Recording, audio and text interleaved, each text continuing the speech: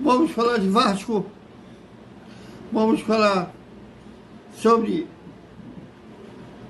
pesquisa eleitoral, vamos falar também sobre o ex-presidente Alexandre Campelo. Lembra dele? Nos espelhos da história.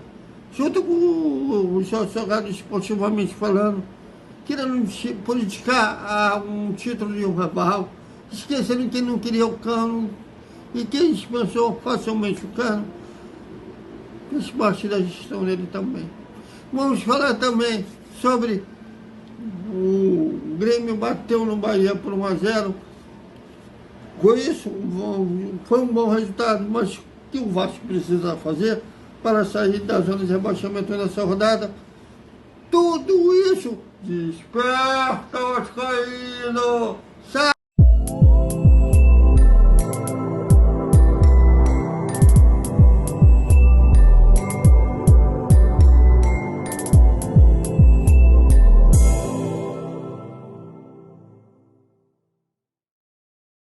Salve, salve galera do Vascão! Bom dia para todo mundo. E segunda-feira a bola rola. E como rola lá em São Januário, infelizmente não estaremos lá. Vasco e Botafogo, 32ª rodada do Campeonato Brasileiro, que ainda, apesar do Vasco só ter vencido o Botafogo uma vez, eu disse ontem, desse ano, né, que foi 2-0 ainda na Taça Guanabara, gol do Alex Teixeira e do Pedro Raul, que já não faz mais parte do elenco. O Vasco ainda tem, na estatística do confronto, o dobro de vitórias que o do Botafogo. É uma maior diferença grande da história do futebol mundial. É o Vasco tendo um dobro de vitórias em relação ao Botafogo. E lembra o nosso querido, falecido, Nima Eterno, presidente, não, jogador, ídolo. Presidente não tem um Alzheimer, sabe sobre isso, amnésia, prefiro esquecer o presidente, mas o jogador, Roberto Dinamite, ele tinha quase que, podemos falar, um vício, fazer gol no Botafogo aos 44 minutos do segundo tempo. Inclusive o gol antológico dele, né, que o Zanata cruzou pelo Campeonato Carioca de 1977, que ele matou no peito, deu lençol no Oscar e bateu de voleio, foi aos 44 do segundo tempo. Então, falando de Vasco e Botafogo, é impossível não lembrar do Roberto. O Romário também tinha um vício de fazer gol no Botafogo, é a maior vítima do baixinho com a camisa do Vasco. Lembro um 3-0 Vasco no campeonato de 1990, que o Bebeto fez 2 gols. O de 89, na campanha no título brasileiro, o Vasco vencendo 3-2, com o gol do Russorato, já caminhando para o fim da partida. Então tem muitos jogos que moram no coração do vascaíno. E claro, os 7-0 do Carioca de 2001, ainda com o time campeão brasileiro de 2000, que o Romário fez 3 gols, o Juninho Paulista fez 3 gols e o Ele fez 1. Claro, 6-0 também do Carioca de 2010, mas com compensação, o Botafogo foi campeão carioca depois, né? Mas tem o 6-0 também. Então é um jogo que tem vários confrontos que os vascaínos moram no coração dele sobre o Botafogo. Bom, e sobre o time, deve ser uma única alteração, que é a entrada do Vigete, que estava cumprindo suspensão pela expulsão contra o Goiás, retorna um time no lugar do Sebastião Ferreira. O resto deve ser o torcedor já vem jogando, já que o Rossi ainda não sabemos a atualização clínica dele, embora havia uma expectativa muito forte de ele retornar contra o Botafogo, já que ele sequer viajou para Goiás e Cuiabá nas últimas 2 rodadas. E havia essa expectativa dele sendo preparado para o Clássico, mas vamos aguardar. O provável time do Vasco para não errar deve ser Léo Jardim, Paulo Henrique, Michael, Medel e Lucas Pinto. Zé Gabriel, Bruno Prachedes, Paulinho, Gabriel Peck e Vicente deverão ser esses 11 que iniciarão jogando o Clássico contra o Botafogo. Mas vamos aguardar que ainda tem o treino de hoje para que o Ramon Dias decida o time que irá a campo no Clássico. E vamos falar de eleição, mas sei que é um tema que muita gente se chateia. Eu, tendo alguns canais, né, não vejo como concorrência, eu vejo como todo mundo irmão, todo mundo tendo o Vasco como número 1, mas nem todos são assim, outros que a gente pede um contato que tenha mais vivência na profissão, mas para ter exclusividade não passa. Não deveria ser assim, mas é do jogo. Mas tem gente que não gosta de falar política, e eu, de política nacional, adoro. Em termos de política, do Vasco me estressa. Mas não tem como não fugir, tudo da vida exige a política, e ano eleitoral do Vasco, e fizeram uma nova pesquisa de intenção de voto. O Leviciano tem 37,32% e o Pedrinho teria de uns 62,38%. Tudo caminha, se as pesquisas ilustrarem mesmo a atenção no eleitorado, que tem direito a voto, né, que são os sócios do Vasco. O ex-jogador virá o segundo ex-jogador que virou presidente depois. O primeiro é o Roberto Dinamite. Aliás, eu vejo gente que apoia o Assumamos, querendo colocar o Pedrinho na mesma panela que o Roberto.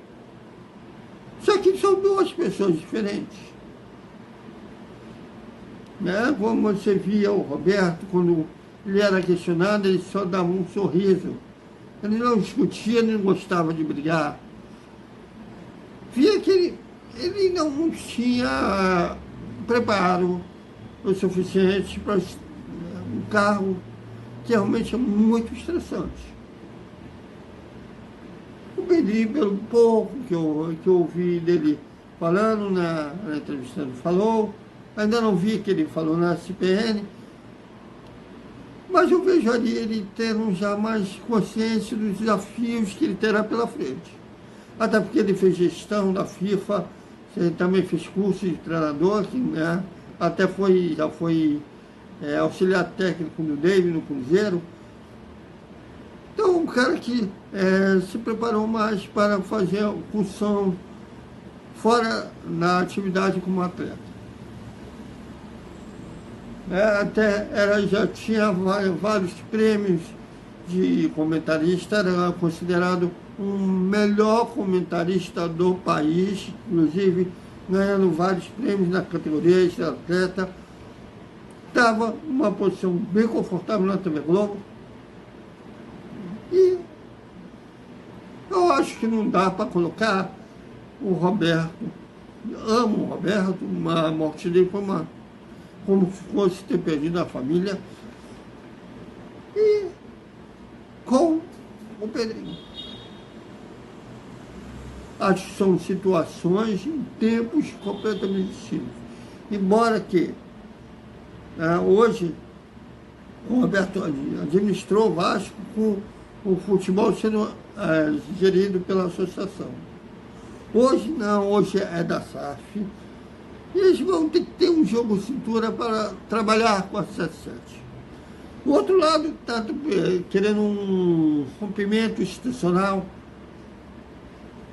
né? E querendo um futebol de volta. Talvez uma coisa mais saudosista, querendo viver de empréstimo, né? Que era um projeto da primeira eleição, era viver de empréstimo.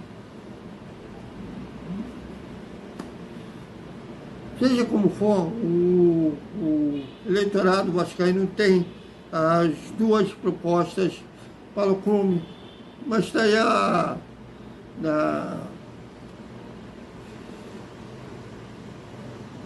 a pesquisa que diz que os sócios vascaínos têm ciência dois lados, pode falar em dois lados. Lembra do presidente, ex-presidente Alexandre Campelo, aquele que deu volta no seu colega de chapa, que era o Júlio Brandt, né? Naquela época a eleição não era direta, os sócios praticamente elegiam quem ia para o voto do conselho, e o conselho geralmente ratificava os votos dos associados. E daquela vez, pela primeira vez da história, não se ratificou voto do eleitorado. Na verdade, tem até conselheiros, até hoje, que falam que se ratificou, porque houve uma... Na verdade, foi na eleição do conselho, foi 2 candidatos eleitos pelo sócio, que era o Brandt como presidente, o Alexandre Campelo pelo vice, ele rompeu com o Brandt. Depois que saiu o resultado da associação, e concorreu no conselho, depois foi aquela volta que, planejada muito bem pelo Eurico Miranda, né, que era vivo, para o Campelo se eleger presidente do clube. E tá, aí ele postou hoje aquilo, dando uma indireta, ainda dizendo de roxo e amarelo, que são as cores da Sempre Vasco, amarelo e roxo, que era da Mais Vasco, né, hoje, que é o grupo do Jorge Salgado. E dando uma indireta em relação ao Cano. Ele esquece que quem não queria o Cano, nem contratar o Cano, mas realmente o Campelo brigou, mas depois, quando o Campelo saiu e o cara ficou, e quando acabou o contrato do Cano, não fez força para tentar manter o argentino, que foi parar no Fluminense, artilheiro do Fluminense na Libertadores, e fez o primeiro gol do título do Fluminense, né? Foi 2-1 no Cano. Adriano Mendes. Eu esqueci que o Adriano Mendes fez parte da gestão dele também. E agora, quer tirar onda? É engraçado que o pessoal da Somamos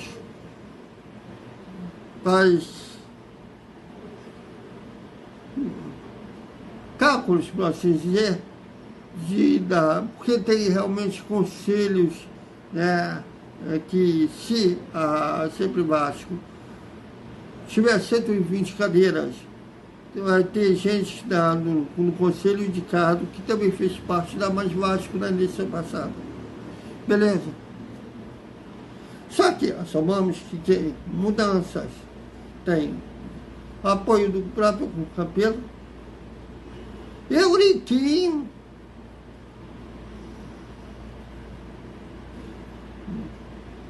Roberto Monteiro,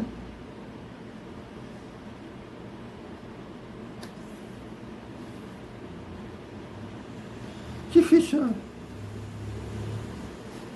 Que os sócios tiram suas conclusões, pesos.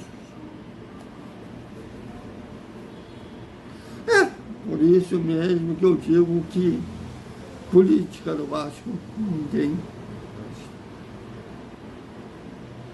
Não tem ninguém literalmente novo, nem dentro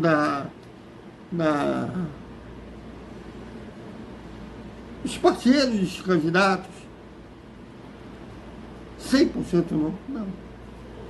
Tem uma parte, tem gente que eles deu muita tristeza aos vascaínos, são 20 anos de tristeza, né? E tem da outra chapa também gente que deu tristeza aos vascaínos. Mas que o universo ilumine os associados, que façam a melhor escolha. Complicado. Então, é isso, galera. Até o nosso boa noite, com o resumo do domingo do Vasco, e que a gente vai fazer o pré-jogo Vasco e Botafogo. E que eu adoro pré-jogo que não tem espaço para política. Até mais.